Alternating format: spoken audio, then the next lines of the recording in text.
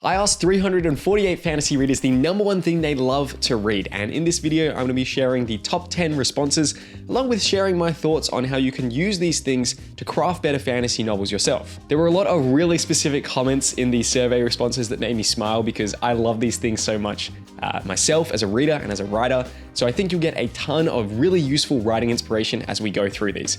Let's start with number 10, meaningful consequences and sacrifices. So in the survey, readers really appreciated when characters face meaningful suffering and when you're willing as an author to actually have genuine consequences and stakes and painful outcomes for your characters in some instances. We had one respondent saying, when villains can win and heroes can die, it's nice to have a bit of realism sprinkled into the story as it keeps you concerned for the character's safety. Another respondent said, I love unpredictable main character deaths. I love when you genuinely don't know who might make it to the end of their own story.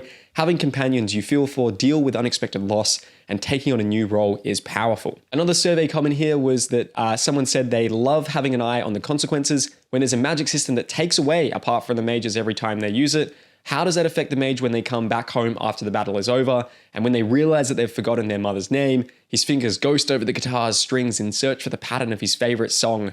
And when he looks outside at the crows in his gardens, he can't recall the old happiness he felt when he first managed to attract them there by spreading some grains.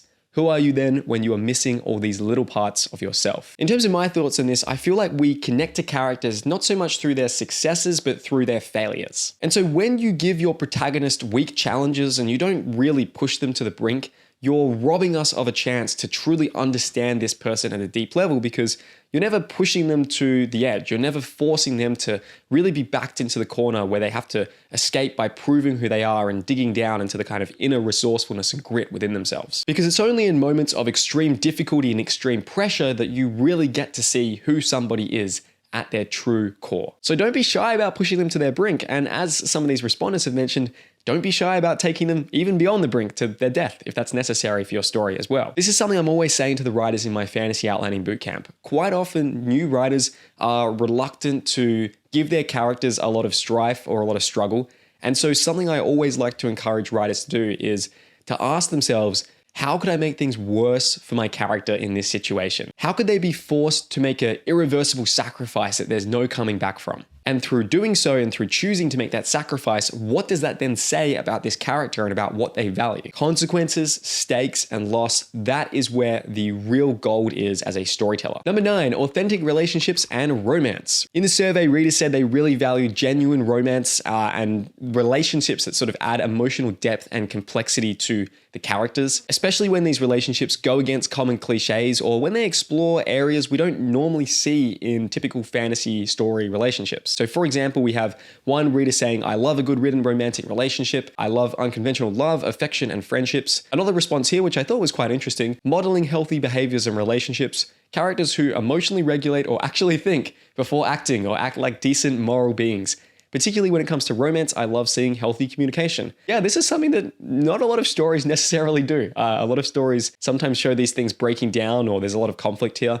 Or a lot of stories tend to show characters getting into a relationship, but few stories tackle what it means to maintain or be in a relationship. Another reader said they love true friendships, be it same sex, especially rare in fantasy books with female main characters. Quite often, the only significant positive relationship is with the male love interest, which I think is very true, certainly in my own reading experience, or between sexes. No romantic tension whatsoever, no backstabbing or jealousy, just actual trust, support, and understanding. And I really enjoy all these things personally when I'm reading as well. I think fantasy stories, a lot of stories in general tend to focus on the love interest in terms of the core relationship. Or, sometimes there's kind of the friend relationship. If you think about the fellowship of characters in Lord of the Rings, for example, it's kind of a friend relationship there. But I personally love stories that explore interesting father-son dynamics, like the Lightbringer series by Brent Weeks. There's a fantastic sort of somewhat twisted, but also really complex and interesting father-son relationship between Andros Guile and his son, Gavin Guile. And I also really enjoy an interesting sibling dynamic like the ones we see in the 3 Call siblings in Jade City by Fonda Lee. And then even beyond the obvious stuff like that, there's some really interesting sort of polyamorous relationships that are explored in different fantasy and sci-fi novels. One that comes to mind is In the Moon is a Harsh Mistress by Robert Heinlein, which is this classic sci-fi story about a lunar colony seceding from the Earth government, basically like an American War of Independence, but it's set in space between a lunar colony and the Earth United Nations. There's some really interesting sort of polyamorous relationships that go on in that story that reflect the fact that this is a narrative about challenging the way in which the world operates and challenging the status quo, so to speak. And so as a writer, when you're going through and writing your own fantasy story, when you kind of go outside the typical relationships we tend to see over and over again in stories, not that there's anything wrong with those per se, but when you explore different territory, whether it is, a platonic relationship or whether it is a romantic one, or whether it is a familiar one or something else. And that can really open up some fresh territory and lead to some intriguing and unique world building that your reader has never seen before. Number 8, exploration of themes. So readers really love stories that explore difficult and complex philosophical questions around what it means to exist in this world of ours. And fantasy offers a tremendous ability to do this because you can kind of remove the real world politics that we tend to fight over, and you can do it in a fantasy setting where it is not you literally using the same elements that we might use when we're talking about these issues in our world, but because it's removed, it allows you to approach them from a more objective and sometimes more interesting and more impactful angle. So we had one reader say, "I really love when fantasy novels investigate darker or more serious themes. I think this can add a really intriguing complexity to the story, and it usually makes me connect with the characters and even the world on a deeper, more intimate level." Another reader said they love to read about the characters and their personal inner struggles. "I love it when the plot forces them to confront their inner darkness or the lie they believe about themselves and others, and either rise above it or fall deeper into it. It's what got me so invested into Kaladin from the Storm Live archive or Randall Thor from The Wheel of Time." And then another response here was, "I love when characters talk to each other about deeper topics, even if they aren't relevant. Having a character talk about their views on marriage or death or other such topics is great because it helps to flesh them out and make people feel real."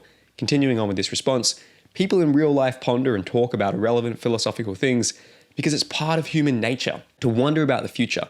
And so when a character in a book does it, it feels like you're sitting across from a real person having a conversation with them." Personally, I think theme is maybe the most important aspect of writing. And I mean theme in the sense of a moral argument about how best to live in the world, which you explore from different angles through the characters and the plot and the world building and all the other elements of your story. Theme is not about preaching a certain political or ideological message or ramming a message down readers' throats. Rather, it is about presenting a complex moral dilemma and having it explored from lots of different angles. It's not about answering a question, it's about raising a question in the reader's mind. It's about developing a sense of depth by exploring an idea that you're extremely curious or fascinated by. So to look at some example themes from fantasy books you might be familiar with, the theme for The Blade itself, in my mind, is that war and politics corrupt even the noblest of intentions.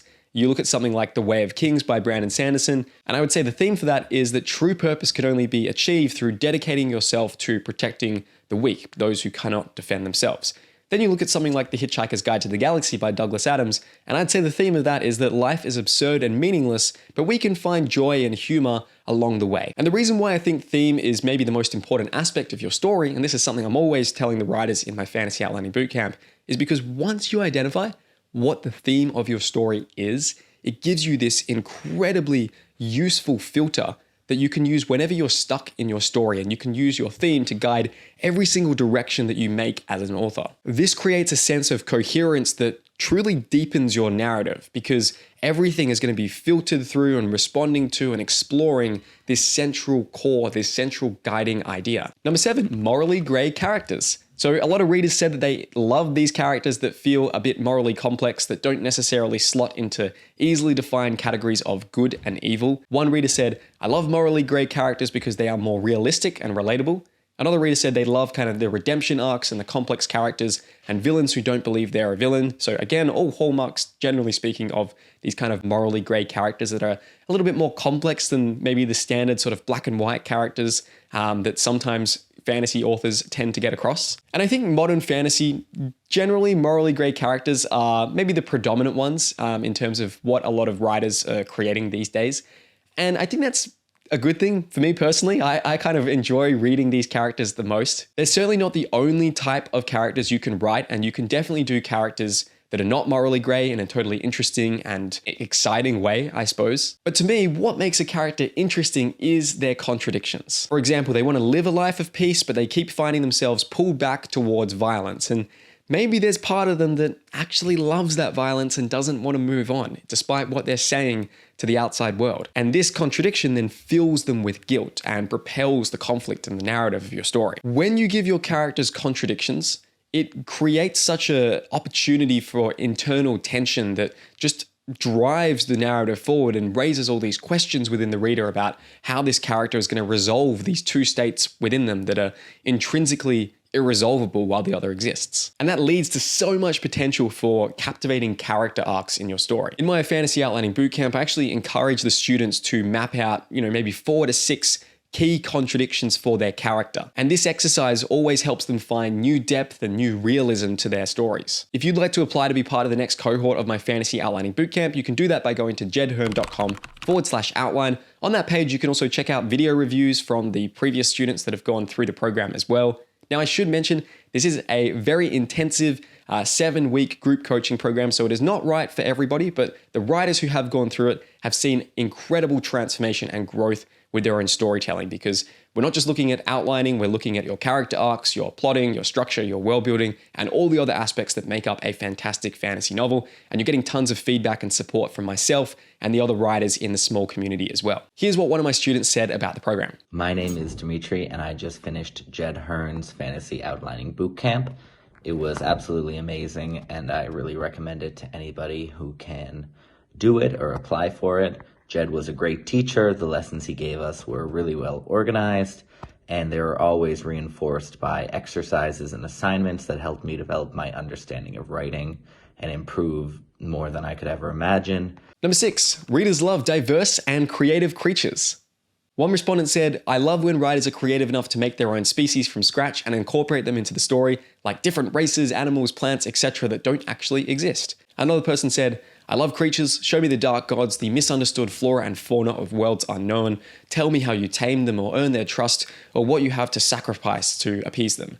Show me the ones that can't be reasoned with. Really great writing behind that response, actually. I don't know who sent that in, but if it's you watching this, well done. That's a really nice response. Another reader said, I love when the main protagonist befriends a quote-unquote useless magical creature, but later in the story, this thought to be useless creature plays a crucial role in the climax. I found it really interesting that so many people in this survey of about 350 readers specifically singled out diverse and creative creatures as such a compelling aspect of fantasy novels to them. I really do enjoy writing about creatures personally. In my latest fantasy book, Kingdom of Dragons, obviously there's tons of dragons in there as well, but even in earlier novels like The Thunder Heist, which is set on this monster-infested sea, there's lots of kind of unusual and unique creatures in that world that don't exist in our real reality that I super enjoyed writing about, because they just give you such a great opportunity to flesh out your world building and to immerse the reader and give them that sense of wonder and awe, and sometimes fear as well. Creatures can be a great source of fear in your stories.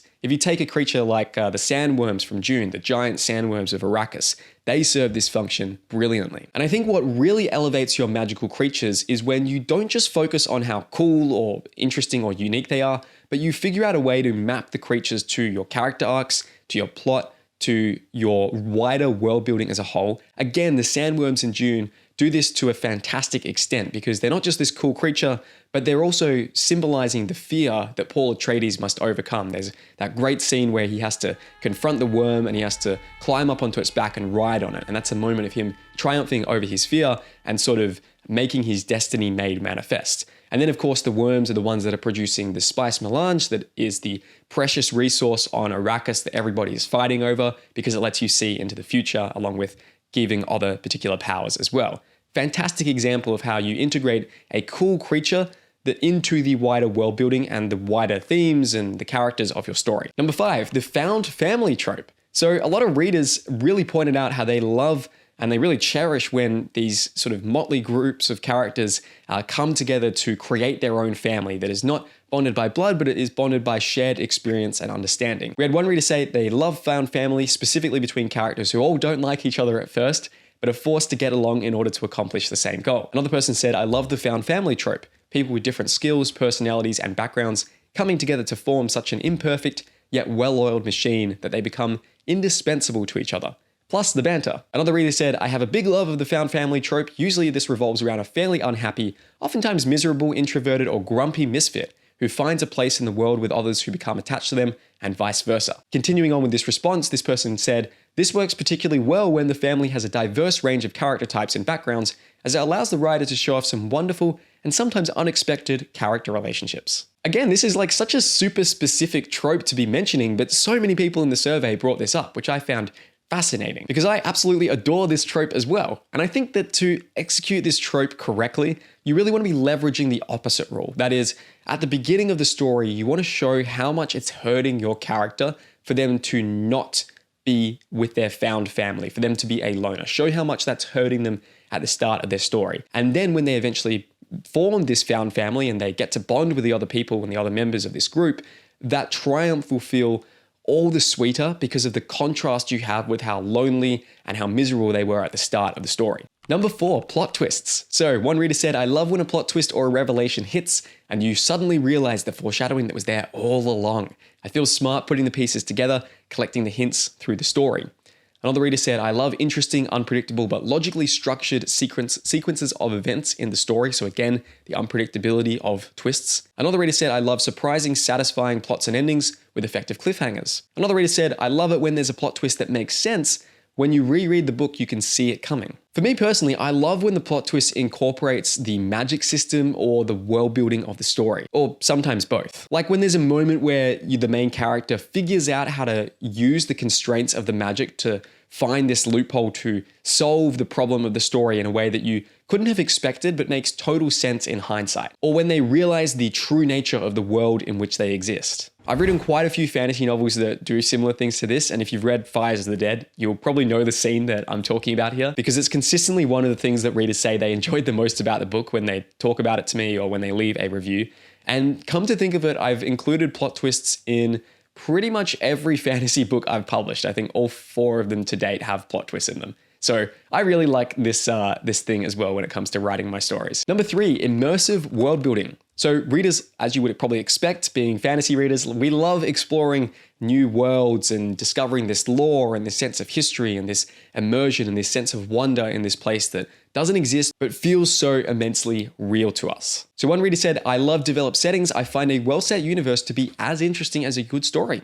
Give me an intricate magic system, pages and pages of lore and history of your world. Tell me about the tongues of the people in your world speak. The deeper, the better." Another reader said, "I love worlds where the implications of every world-building detail are well thought out, such as the effects of high storms on the biology of the plants and animals in the Stormlight Archive." Another reader said, "I love detailed world-building, specifically seeing how character actions change the world they are around." So that's a very good point. World-building is never, well, it doesn't have to be, but it can be if you want.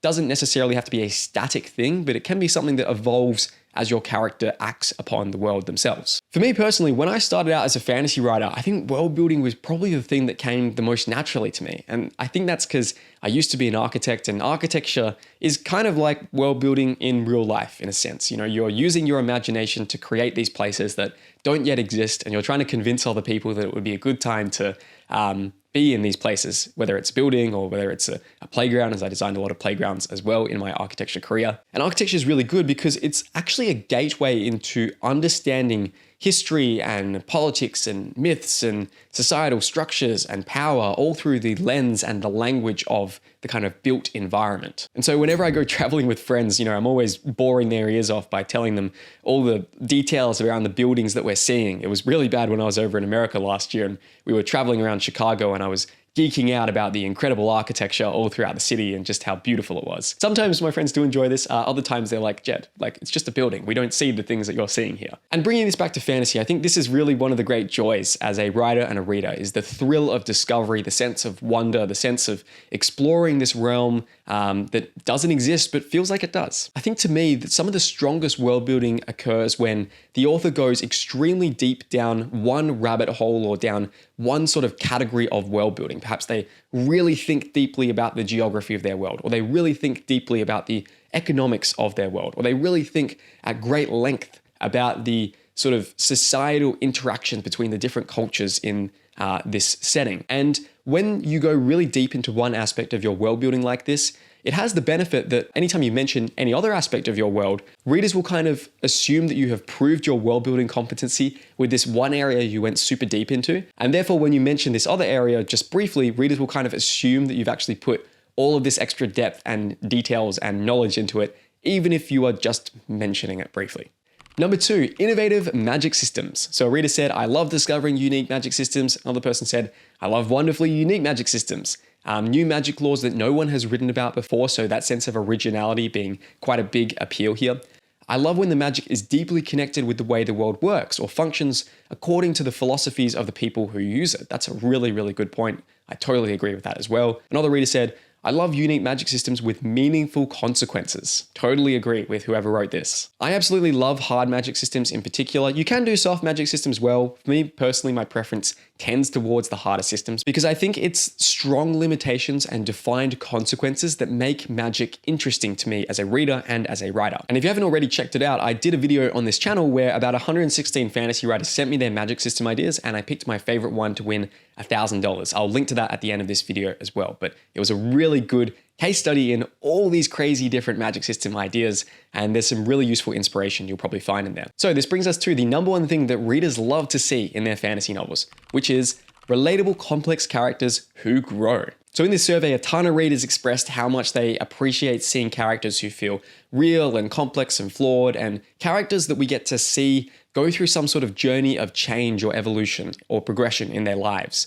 One reader said, I love relatable characters, even though they often live in worlds with dragons and magic. I love characters that are relatable and feel like someone you could meet in real life, especially the funny characters. Another reader said, the true magic of a fantasy novel is in its characters, those who face their fears, fight for what they believe in, and show us the meaning of courage and friendship. Another respondent said, I love characters who make mistakes, learn and grow over time. They're the ones who stick with me long after I've finished reading. Another reader said, the best part of a fantasy novel for me is seeing characters who feel real, with struggles and triumphs I can empathize with, even in a world far different from our own. Nothing beats the connection I feel to a well-written character whose flaws and strengths are laid bare, making them unforgettable. Like I mentioned earlier in the video, do you notice how all these respondents are saying that it's the characters' flaws and failings that actually make them interesting? Readers don't want perfection. They want to see your characters struggle to overcome their own shortcomings and their failings, to rise above the circumstances and the difficulties of their situation, to rise to become the best version of themselves. In other words, readers want to see inspiration for their own personal journey of change and transformation laid bare on the pages of your story. And when you can do that, that's how you craft a fantasy novel that holds a special place within your readers' hearts. So if you enjoyed this video, you might want to click on this one over here.